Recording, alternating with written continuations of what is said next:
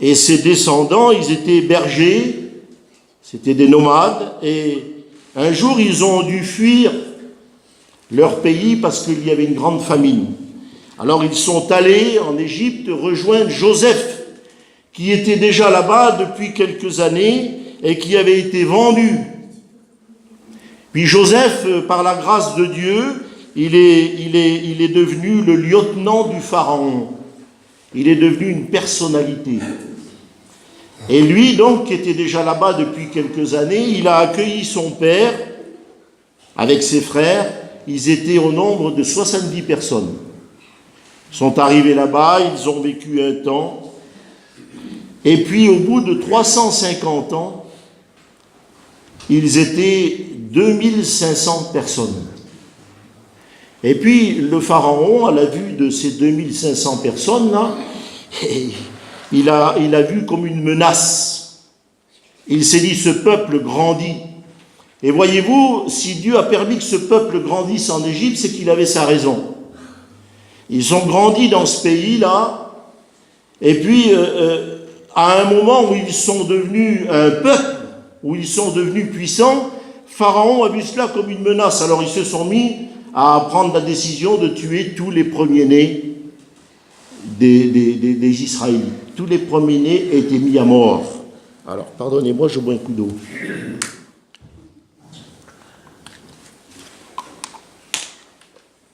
Alors, ils étaient mis à mort, ils étaient devenus puissants, et Pharaon va rendre leur vie amère, dure, difficile.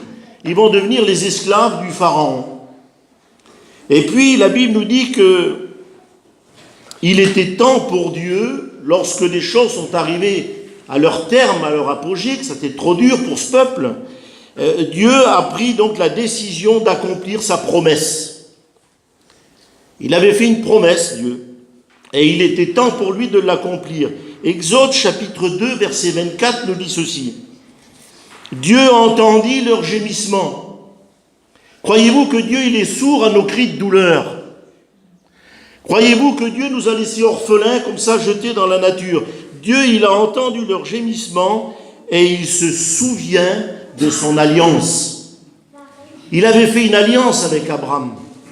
Et il avait dit à Jacob, eh bien, il y aura un libérateur qui viendra de ta postérité. Il a fait une alliance. Il a eu compassion d'eux, comme il a compassion de nous. Vous croyez que le Seigneur a compassion de nous? Pourtant, il faut avouer que le peuple n'était pas terrible, mais Dieu avait compassion de son peuple. Alors Dieu, il a choisi un serviteur qu'on appelle Moïse. Et Moïse, donc, a transmis ce message, comme je vous le transmets ce matin.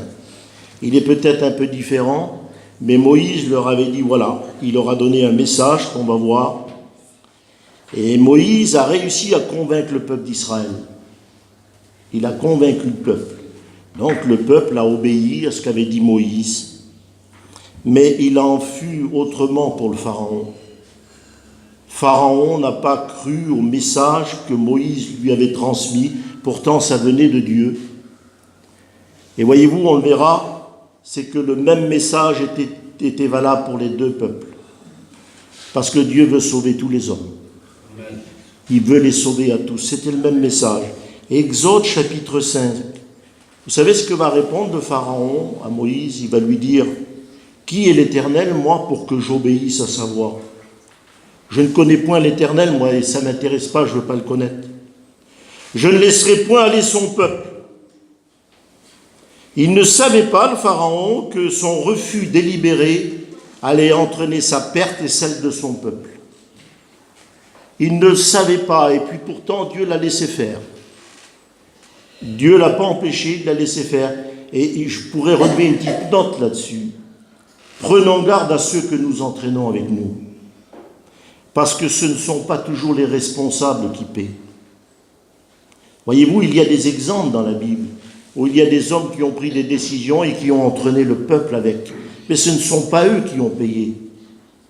Ce n'est pas eux qui ont souffert et qui ont connu l'échec, l'esclavage. C'est le peuple. Alors prenons garde à ceux que nous entraînons avec nous. Il faut savoir d'abord avoir une direction de Dieu. Alors lorsque Dieu intervient dans une affaire, puisqu'il a laissé faire le Pharaon, Il a intervenu dans cette affaire.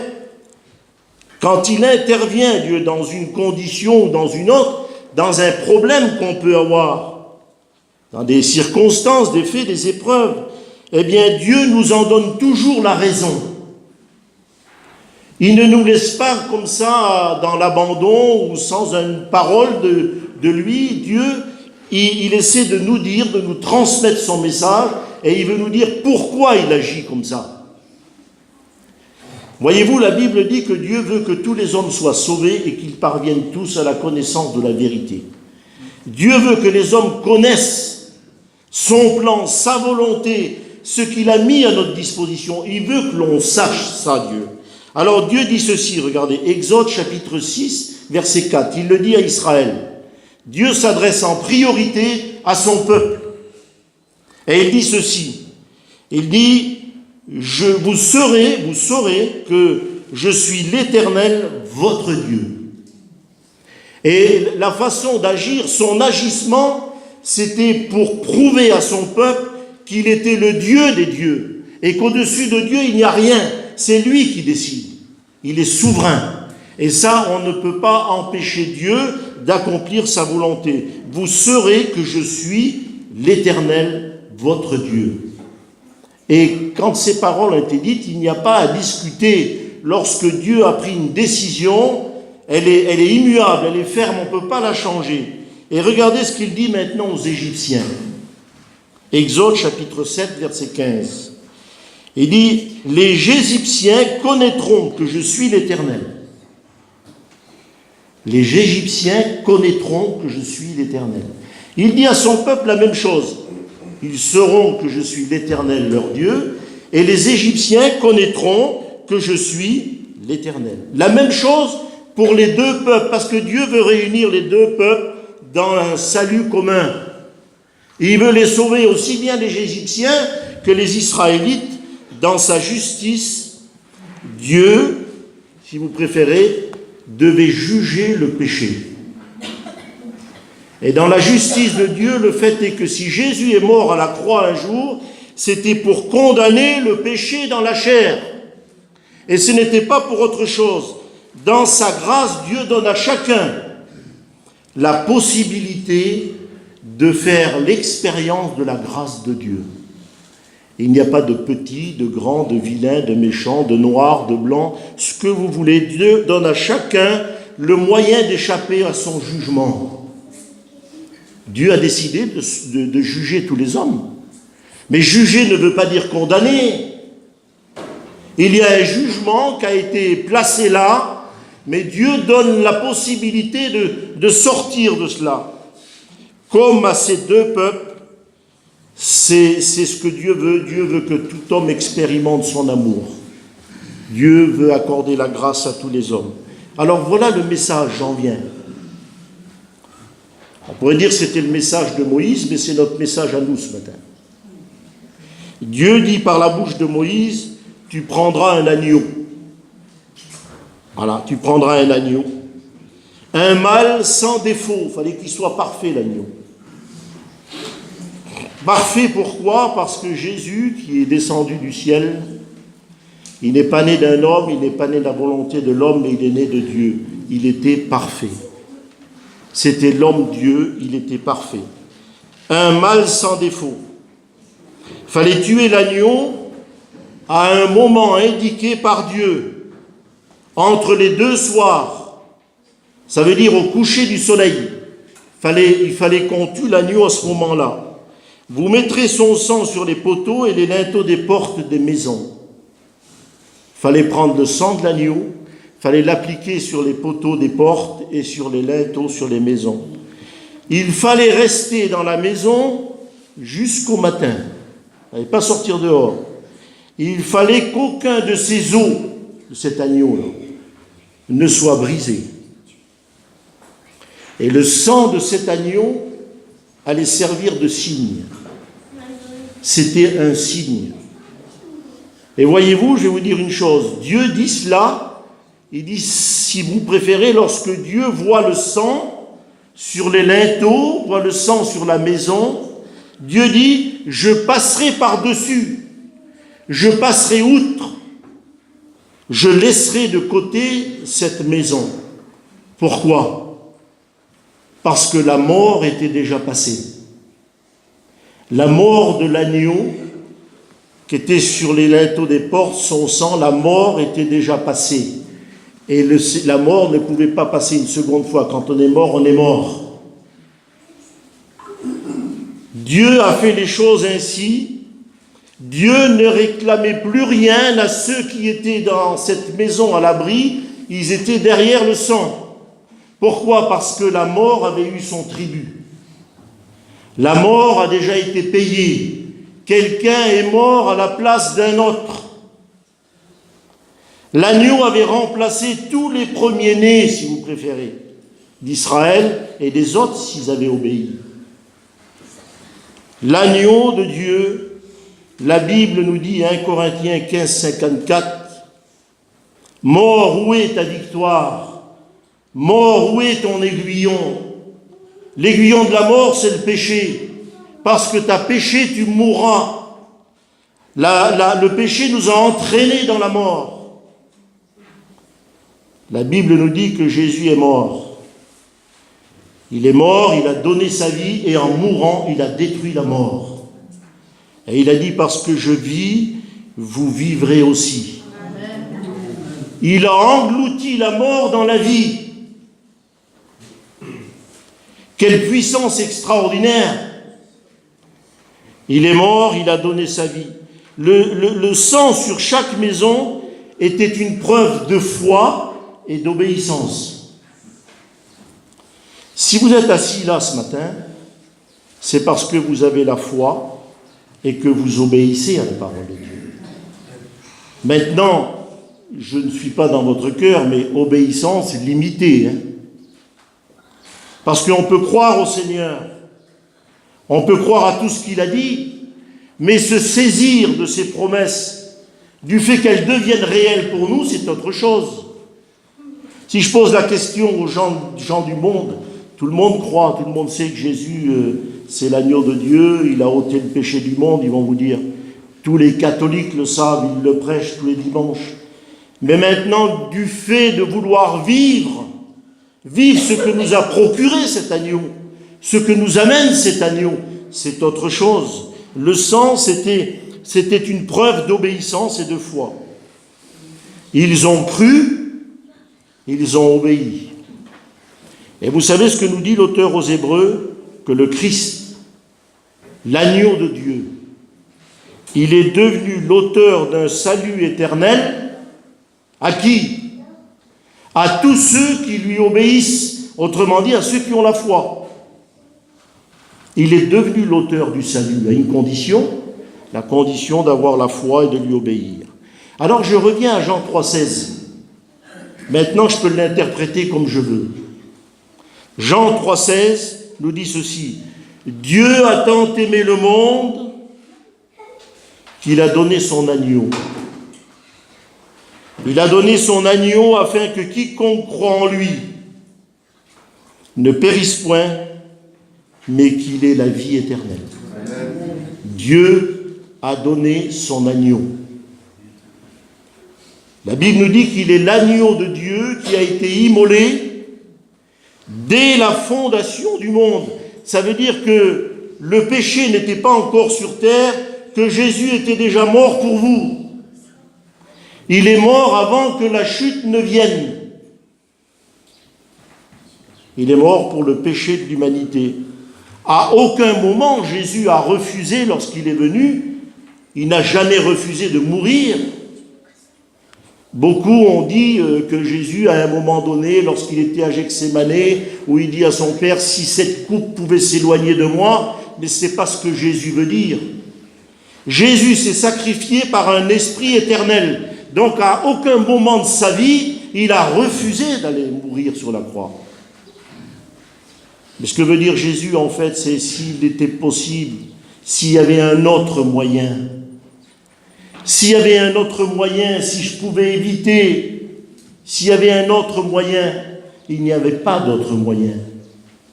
Fallait que Jésus meure. Fallait que Jésus accomplisse la volonté de Dieu jusqu'au bout. Il est l'agneau de Dieu qui ôte le péché du monde. Jean-Baptiste dit ceci, « Voici l'agneau de Dieu qui ôte le péché du monde. » Et là, Jésus, ce n'est plus une figure, c'est plus une image, ce n'est plus un symbole, mais il est là en personne. Il est là dans la réalité. C'est l'authentique, c'est le véritable, celui dont a parlé le prophète Ésaïe. Le prophète Ésaïe nous dépeint très bien ce qu'est l'agneau de Dieu.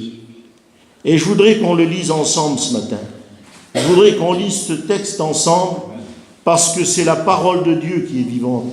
Ce ne sont pas toujours les mots que je dis, mais c'est la parole elle-même qui est vivante.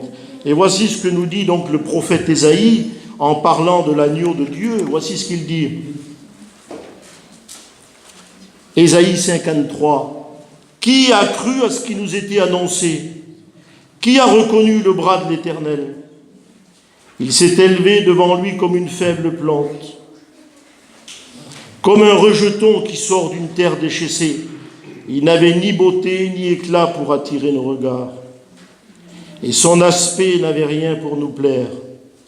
Méprisé, abandonné des hommes, homme de douleur,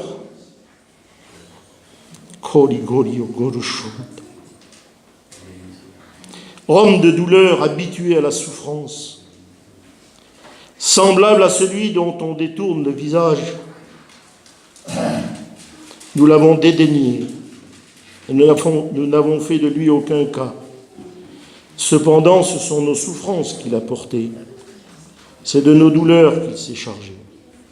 Et nous l'avons considéré comme puni, frappé de Dieu, mais il a été blessé pour nos péchés, brisé pour nos iniquités. Le châtiment qui nous donne la paix est tombé sur lui, et c'est par ses meurtrissures que nous sommes guéris. Nous étions tous errants comme des brebis. Chacun suivait sa propre voie, et l'Éternel a fait retomber sur lui l'iniquité de nous tous. Il a été maltraité, opprimé, il n'a point ouvert la bouche, semblable à un agneau qu'on mène à la boucherie, à une brebis muette devant ceux qui l'attendent. Il n'a point ouvert la bouche, il a été élevé par l'angoisse et le châtiment. Et parmi ceux de sa génération, qui a cru?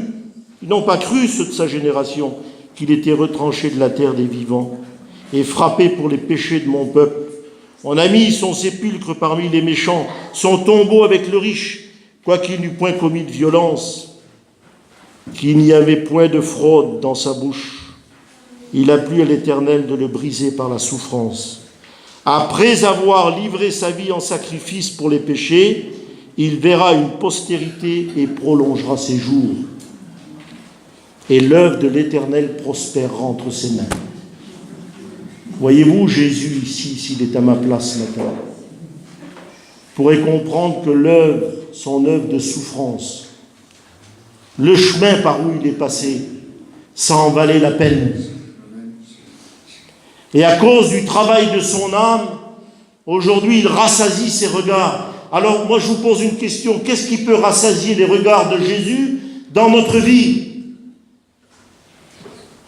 Une vie de faiblesse, une vie de manquement, une vie d'imperfection, une vie qui n'ose pas se donner. Lui n'a pas regardé, il s'est donné. Il s'est donné lui-même en rançon pour tous les hommes, dit la Bible. Il n'a pas regardé, il était dans la gloire du Père, il n'a pas regardé toutes ces choses, et il est devenu comme un simple homme. Il a revêtu la nature d'un serviteur, il a souffert, il a été frappé de Dieu. Le châtiment qui devait tomber sur nous est tombé sur lui. Et par ses meurtrissures, nous sommes guéris. C'est quelque chose qui a été fait. Qu'est-ce qui pourrait rassasier ses regards? Alors je vous pose cette question ce matin, je me la pose. Carlo parlait de la louange. Il parlait de la louange, de l'adoration. L'adoration, on ne peut pas la motiver nous-mêmes. Je pourrais vous dire de vous lever ce matin. Je pourrais vous dire de vous asseoir. Je pourrais vous dire tout un tas de choses pour vous amener à louer Dieu, mais ce n'est pas comme ça. Qu'est-ce qui peut nous amener à louer Dieu? Le souverain sacrificateur remplissait les lampes, et pas à n'importe quel moment. C'était dans le tabernacle, quand il remplissait les lampes, c'était au moment où on offrait des parfums. Et les parfums, on les offre à qui? Au plus beau des fils de l'homme. Ce qui doit motiver notre louange, c'est l'œuvre du Christ à la croix. C'est l'œuvre de l'agneau. Quand je pense à ce que l'agneau a fait dans ma vie, ça doit me pousser à louer Dieu. Ça doit me pousser à le glorifier. Ou alors t'as rien, t'es vide. Pardonnez-moi du terme. Louer Dieu dans ma vie, dans mon existence, par mon comportement, par ma façon d'agir. Je voudrais peut-être aller plus loin, je ne sais pas. L'agneau de Dieu, c'est l'agneau symbolique. Là, je tombe dans les symboles. Lorsque Jean-Baptiste dit c'est l'agneau de Dieu, il est là en personne. C'est plus un symbole. C'est la réalité. Là, je tombe dans les symboles. C'est l'agneau de Genèse chapitre 3, verset 21. Où Adam et Ève, après avoir chuté, ils découvrirent qu'ils étaient nus. Et puis Dieu, il est dit qu'il les revêtut d'un habit.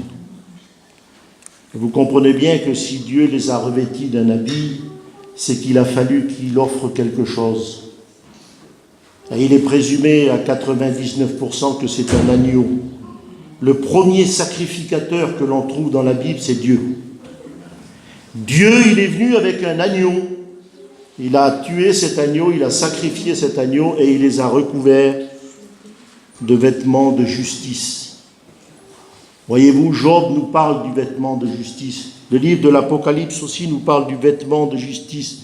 Nous sommes justifiés par la grâce de Dieu. Et ça, c'est l'œuvre de l'agneau. Et il y aurait plein de choses à dire sur ces récits-là, parce que c'est trop long.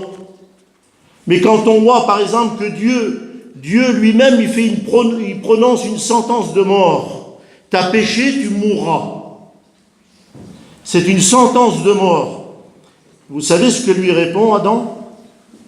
On l'appellera Ève, qui veut dire mère de tous les vivants.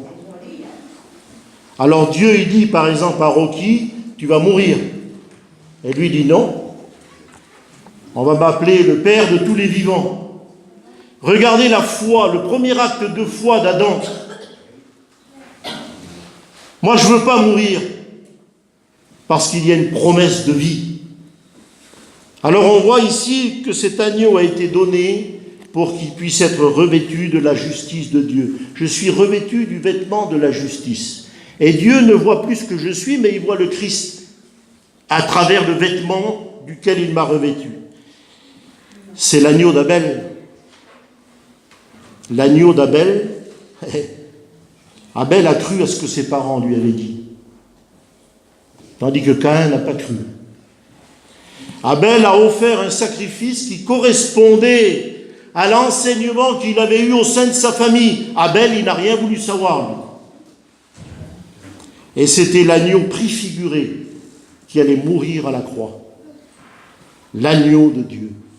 Et il est dit que Dieu a agréé le sacrifice d'Abel, il n'a pas agréé celui de Caïn. Pourquoi? Parce que le sacrifice de Caïn était fait selon la chair. C'était un sacrifice charnel. Les intentions étaient bonnes, mais le choix était mauvais. Il a fait un mauvais choix. Voilà, c'est l'agneau d'Abel, l'agneau d'Abraham, qui a servi le jour où il devait sacrifier son fils. Et Dieu a pourvu à un sacrifice. C'était l'agneau d'Abraham. C'est l'agneau de la Pâque, Exode 12. C'est l'agneau du livre de l'Apocalypse. L'agneau du livre de l'Apocalypse. Vous savez que dans le livre de l'Apocalypse, il est fait 28 références à l'agneau. C'est le livre qui nous parle le plus de l'agneau de Dieu. Je voudrais qu'on fasse quand même une lecture. Vous voulez que je le lise? On a le temps quand même, Seigneur. Hein? Allez, on va faire une lecture. On va lire Apocalypse chapitre 5. Et voici ce qu'il est dit dans ce beau passage. Je vous le lis, je vais vous dire pourquoi. Je vais vous expliquer pourquoi. L'autre jour, j'étais dans une grande réunion à Bordeaux. Et puis, chacun est libre. Ce matin, vous pouvez vous exprimer comme vous voulez. Il y a un frère qui s'est levé. Et il était rempli du Seigneur ce grand jour. Et il a lu ce passage. Comme ça, en plein culte, adoration, tous les gens priaient. Lui, il s'est levé, il a lu ce passage. Si vous saviez l'onction qui est tombée sur l'auditoire. Une onction remarquable, terrible, et je voudrais, Seigneur, que Dieu fasse, même s'il faut que je m'arrête. Mais je voudrais que ce matin, l'onction tombe sur nous. Je voudrais que ça tombe sur nous. Alors, sous l'influence du Saint-Esprit, je vous lis ce que nous dit ici le livre de l'Apocalypse, chapitre 5. Puis je vis dans la main droite de celui qui était assis sur le trône un livre, écrit en dedans et en dehors, scellé de 7 sceaux. Et je vis un ange puissant qui criait d'une voix forte. Qui est digne d'ouvrir le livre et d'en rompre les sceaux? Et personne dans le ciel, ni sur la terre, ni sous la terre, ne put ouvrir le livre, ni le regarder. Et je pleurais beaucoup, nous dit l'apôtre Jean. Personne ne fut trouvé digne d'ouvrir le livre et d'en rompre les sceaux. Pourtant, il y a des grands noms dans la Bible. Il y a des hommes de poids. On pourrait parler d'Enoch. Enoch a été enlevé alors qu'il n'a pas vu la mort. Il a vécu 300 ans avec Dieu, Enoch. C'était pas n'importe qui. Il n'était pas digne. Vous ne pouvez pas ouvrir le livre. Vous pouvez parler d'Élie, qui a été enlevé dans un char de feu. Il a fait des miracles extraordinaires, Élie. Pas digne. Vous ne pouvez pas ouvrir le livre. Job. Vous en connaissez beaucoup des Job, vous? Pas capable d'ouvrir le livre. Abraham. Moïse, qui a parlé 560 fois avec Dieu, comme un homme parle avec un homme. Je crois qu'on ne peut pas trouver plus grand. Pas digne d'ouvrir le livre. Ésaïe, Jean-Baptiste et tous les autres prophètes. Alors je continue la lecture. Je pleurais beaucoup de ce que personne ne fut trouvé digne d'ouvrir le livre, ni de le lire, ni de le regarder. Vous vous rendez compte, même pas le regarder. Et l'un des vieillards me dit, ne pleure point. Voici le lion de la tribu de Juda. Goli, goli, goli, goli. Le rejeton de David a vaincu pour ouvrir le livre et pour en rompre les sceaux. Le seul qui pourra déclencher sur la terre ce qui va arriver, c'est lui, le Christ. C'est lui qui va déclencher tous les événements dont nous attendons. Personne d'autre. Et je vis au milieu du trône et des 4 êtres vivants, et au milieu des vieillards, un agneau qui était là comme immolé. Il avait 7 cornes et 7 yeux, qui sont les 7 esprits de Dieu envoyés par toute la terre. Il vint, il prit le livre de la main droite de celui qui était assis sur le trône. Regardez quelle autorité. Il a pris le livre de la main droite de celui qui était assis sur le trône, le Dieu des dieux, le Père Tout-Puissant. Il a pris le livre, lui dit, ça c'est à moi, donne-le. Quand il eut pris le livre, les 4 êtres vivants, les 24 vieillards ici représentent l'Église, se prosternèrent devant l'agneau, tenant chacun une harpe et des coupes d'or. La harpe et les coupes d'or. Vous savez, je vais vous dire une chose. Les bénédictions de l'Évangile, ils ont 2 aspects. Ils ont un aspect immédiat et un aspect futur. Nous aurons des harpes, des coupes d'or, nous aurons tout ce que vous voudrez dans le ciel. Mais par la foi, nous pouvons les avoir aujourd'hui. Nous pouvons vivre déjà le ciel. Alors des coupes d'or remplies de parfums, qui sont les prières des saints. Vous croyez que nos prières, ils tombent dans un trou caché là-bas? Ils sont recueillis dans des coupes d'or, dans des vases d'or. Un jour, peut-être que nos prières, on les réentendra. On saura ce qu'ils sont devenus, nos prières. Alors ils sont recueillis là-bas, ils sont là-bas. Et ils chantaient un cantique nouveau en disant « Tu es digne de prendre le livre et d'en rompre les sceaux, car tu as été immolé et tu as racheté pour Dieu par ton sang des hommes de toute langue, de tout peuple, de toute nation, et tu as fait d'eux un royaume et des sacrificateurs pour Dieu, et ils régneront sur la terre. » Je regardais et j'entendis une voix, la voix de beaucoup d'anges autour du trône, et des êtres vivants et les vieillards, et le nombre était des myriades, et des millions, des milliers. Ils disaient d'une voix forte, « L'agneau qui a été immolé est digne de recevoir la puissance, la richesse, la sagesse, la force, l'honneur et la gloire et la louange. » On devrait sauter de joie ce matin. On devrait louer, glorifier l'agneau. L'agneau de Dieu. Il n'y en a pas 10, il n'y en a qu'un seul. Ce n'est pas un agneau, Jésus, c'est l'agneau. C'est l'agneau de Dieu. Alors si vous avez du respect, et même si vous aimez vraiment l'agneau de Dieu, vous devriez pouvoir le louer tout à l'heure, le glorifier. Je reviens à mon texte. Je vais abréger. Je voudrais vous parler ici qui, pour la première fois, Dieu a voulu que deux animaux soient unis ensemble. Deux animaux. Et on voit que ces deux animaux-là ne sont jamais séparés, ne sont jamais quittés. Et pourquoi ? Parce qu'ils avaient les mêmes traits de caractère. Ils avaient les mêmes caractéristiques. L'agneau et la colombe. Et voyez-vous, cela on le voit dans les évangiles. On le voit dans les évangiles que lorsque Jésus a reçu l'Esprit le jour de son baptême, il est dit que l'Esprit est venu sous la forme d'une colombe. Et l'apôtre Jean ne parle pas de la forme de la colombe. L'apôtre Jean, il parle de l'Esprit. Il dit « J'ai vu l'Esprit descendre sur lui et s'arrêter. » Et voyez-vous, je vous pose cette question à vous comme à moi, puisque si l'agneau de Dieu nous a sauvés, nous a rachetés, et si nous sommes nés de nouveau, nous devons avoir le caractère de l'agneau. Le chrétien doit avoir le caractère de l'agneau. Celui qui n'a pas l'esprit de Christ, la Bible dit. Il ne lui appartient pas.